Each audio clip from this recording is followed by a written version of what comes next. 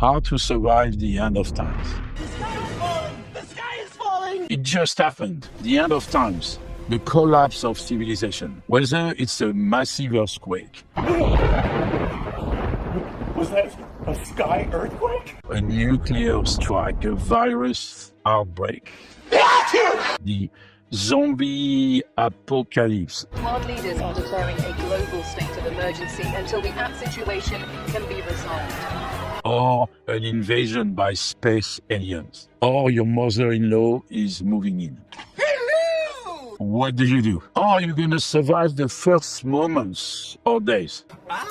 First thing to do is check that you are not dead. I am dead inside. If you are dead, then skip the rest of this video. Assuming you meet that first requirement of being alive, what do you do then? 1. Look for immediate threats. Make sure that nothing bad is going to happen again in the next few seconds. Now that you are temporarily safe, time to think and plan for what are the next steps. What are you going to do and what are you going to need to get? Well, let me think about it. Okay, I thought about it. 2. Information. Can you figure out what's going on? Preferably globally, but at least locally. First, the internet is probably down. Guys, there's no Wi-Fi. Oh my God. And most people around you are either dead or have no clue what's going on. Sadly, you cannot trust any information from the government because they might not have your best interest in mind. An increasing number of reports of serious attacks on people who are literally being eaten alive. Would you say it's time for everyone to panic? Yes, I would, Ken. As to legacy media, you really cannot trust them. And watching them will actually probably turn you into a zombie. So look around, analyze and think. Some clues are dead people walking around, or people with souls, lesions, or aliens from out of space shooting at you, or complete devastation all around.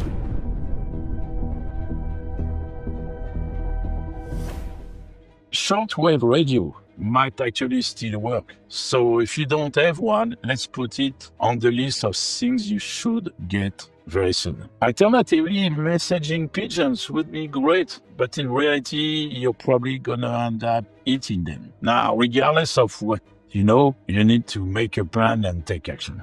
But it just might work.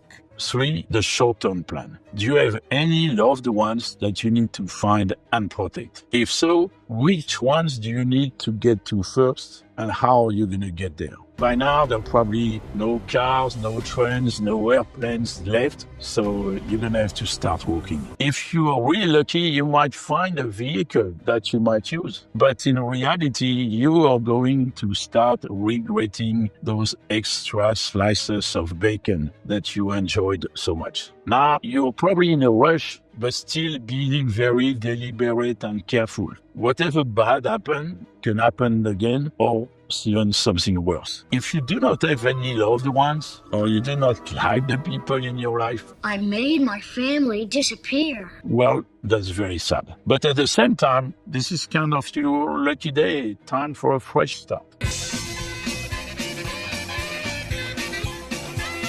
So if that's the case, pick up a place that you think will be safe and enjoy your last days on Earth peacefully. Wherever you're going and however you're getting there, you're going to need to gather some essentials. Even if you are an accomplished prepper, the end of times might have happened when you actually went out to go and see a movie. And as a result, you're very far away from your nest or your Batcave.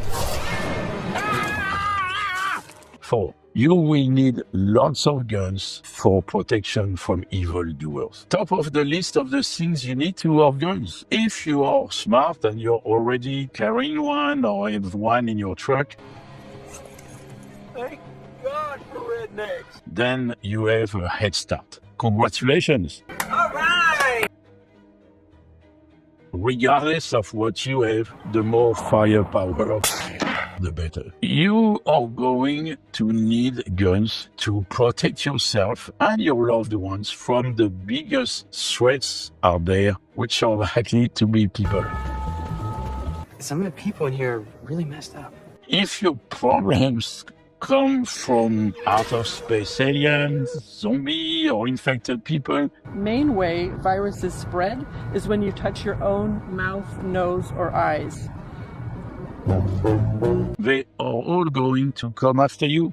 Be also mindful of the special forces of the IRS or the United Nations. Having them show up is not a good sign. To make it worse, in a world where resources will be scarce, people will do anything to go after those resources. In many cases, many of the peaceful, anti-gun, I love everybody people Can I have a hug? will be completely unprepared to deal with this new harsh world, which will not include cuddling or participation trophies. They will be the ones turning savage on you after skipping a couple of meals.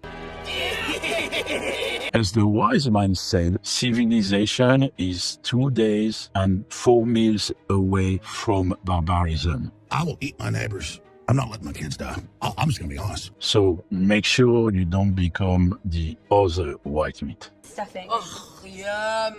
The good news is they might be ravenous, but they are unlikely to be prepared or trained, so they can be managed with the appropriate amount of firepower. Kind of like the slow zombies in the old George Romero movies. Now, there will be some prepared, trained, and armed people out there. Some of them are likely to be more rational because hunting or serving in the military will have trained them to manage and deal with extremely difficult situations. Hopefully, some of those people will also be grounded by the core values of God, family, and country. With those, you will need to collaborate, negotiate, or barter. Guns will be very helpful negotiating tools to help you get the upper hand. Another reason to get a lot of guns.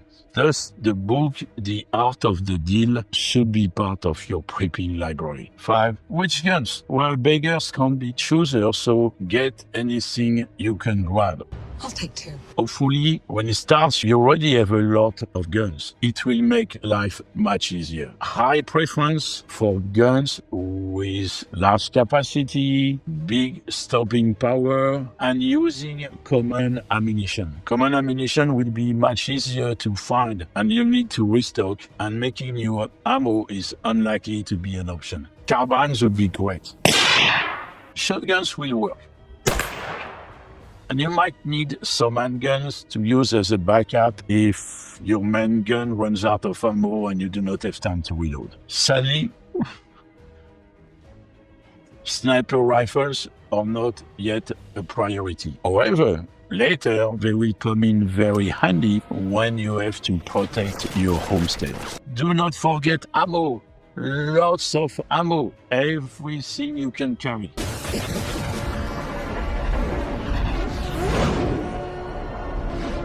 You will end up using a lot of ammo, and again, making more is not likely to be an option. You should also try to get other tools for negotiation, such as knives, axes, machetes, or even better, bows and arrows. 7. Food, water, and other supplies. We got 12 bottles of water, 56 beers, 2 vodkas, 4 whiskey, 6 bottles of wine, tequila, Nutella, cheese, pizza, eggs, bananas, a Milky Way, a baseball bat, and the video camera from the movie 27 Hours. 127 hours. First, you need to find a bag so you can carry all the goodies you're gonna need and find. Water is essential. You can skip a couple of meals, but you cannot survive without water. So find a way to carry as much water as you can, and always look for places or ways to get more water. Alternatives are juices, milk, wine, or whiskey. Also, these 2 latter ones might affect your judgment.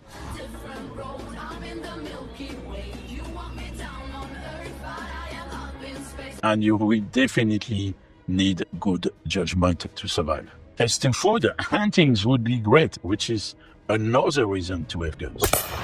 If you're not successful at hunting, then you're gonna have to scavenge. On the bright side, the end of the world diet will actually benefit some of us. It's not a time to be picky, but I've got to say I can't see eating broccolis even at the end of time. But that's a personal choice. Prioritize food that will last a long time, because remember, no more refrigeration. Thus, eat first what is perishable, such as your neighbor. 8. Clothes and shelter. Unless you're at home when the end of times happens, going back home or going to wherever you decide to go will take some time. So you will need clothes and shelter. For clothing, go to the rugged and comfortable, not for the cool and trendy. As to shelter, best will be whatever you can carry. Unless you're close to a shopping mall when it happens, you can make it work with poncho, blankets, or large coat. Conclusion. Congratulations! You did it! And you're gonna leave for the next few days. Then you can prepare for the long term and enjoy a world with less pollution, population, and no taxes or government regulations.